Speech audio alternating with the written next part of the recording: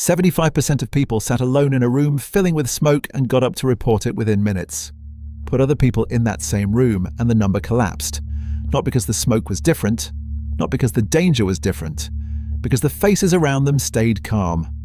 Sit with that for a second before we go anywhere else. In 1968, two psychologists named Latané and Darley wanted to test something that seemed almost too obvious to bother testing. Their working assumption was simple. A person alone in a room, faced with a physical threat, will act. A person surrounded by other people will act even faster, because more eyes means more chances. Someone notices, more voices means more chances, someone yells for help. Safety in numbers. It was the kind of hypothesis you'd expect to confirm and move past quickly. So they built a simple room. A subject would sit down, alone or with others, and fill out a questionnaire. Nothing dramatic. Just paperwork. Then, through a small vent in the wall, smoke began to drift into the room. Sometimes the subject sat alone. Sometimes they sat with two other people. Strangers to them, but in reality confederates of the experiment, instructed in advance to notice the smoke, glance at it, and then say nothing. Do nothing. Return to the questionnaire. Latané and Darley expected the group condition to outperform the solo condition. That was the whole premise going in. What they got instead was the finding that would define pluralistic ignorance as a field of study for the next 5 decades.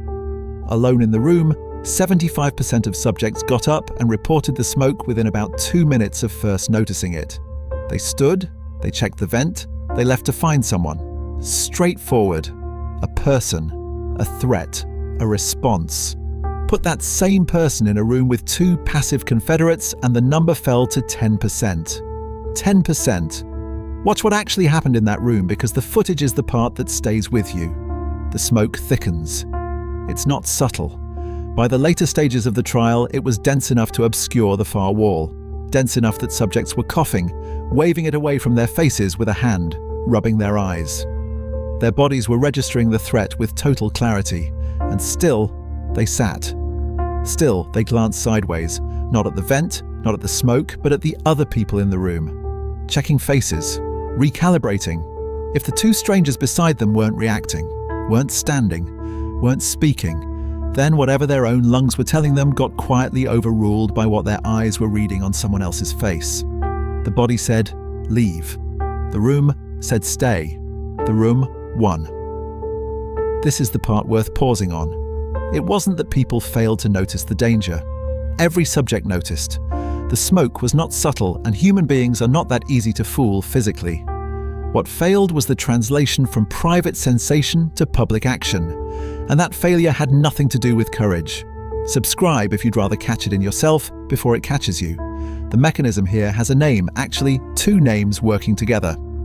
The first is social proof, the tendency to treat the behavior of others as evidence about what's true or appropriate, especially under uncertainty. The second, more specific and more unsettling, is pluralistic ignorance. A situation where a group of individuals each privately doubt something, but each one assumes their doubt is unique because everyone else appears calm. So they all defer to the apparent consensus, a consensus that doesn't actually exist. It's manufactured in real time out of nothing but mutual silence. In that smoke-filled room, here is the exact calculation running behind 3 blank faces at once. Each subject sees the smoke, feels a flicker of alarm, and then checks the room for confirmation. The other 2 people appear composed, so the subject concludes, not consciously, not in words, but as a felt certainty, that the room must not actually be that dangerous, because if it were, surely someone else would be reacting. What they don't know is that the person to their left is running the identical calculation, reading the subject's own carefully composed face as evidence of safety. 3 people, 3 private doubts, and a shared false conclusion of calm, built entirely from each person misreading the other 2. This is not stupidity. It is not cowardice. It is worth naming plainly what this behavior actually is: an inherited shortcut, extremely old, and for most of human history, extremely good at its job. In an ancestral environment, the collective read of a group is that rustle in the grass a threat, is that stranger approaching hostile, was very often more reliable than one isolated nervous system reacting alone. Pooling perception across many pairs of eyes reduced false alarms and caught real threats that one person might miss. The brain evolved to treat a calm crowd as data. It just never developed a way to distinguish a crowd that's calm because it's actually safe from a crowd that's calm because everyone is independently, silently terrified and hiding it. You've run this exact calculation, likely within the last week, in rooms with no smoke in them at all. It happens in a meeting when a number on a slide doesn't add up, and you look around the table and nobody's frowning, so you don't say anything either. It happens in a group chat when someone posts a decision that feels obviously wrong to you, and the responses trickle in: a thumbs up, a laughing emoji, nothing critical, and you decide your discomfort must be an overreaction. It happens in a classroom, in a boardroom, anywhere silence follows a question, and that silence gets misread as universal understanding rather than what it usually is. A room full of people equally lost, equally unwilling to be the first to admit it.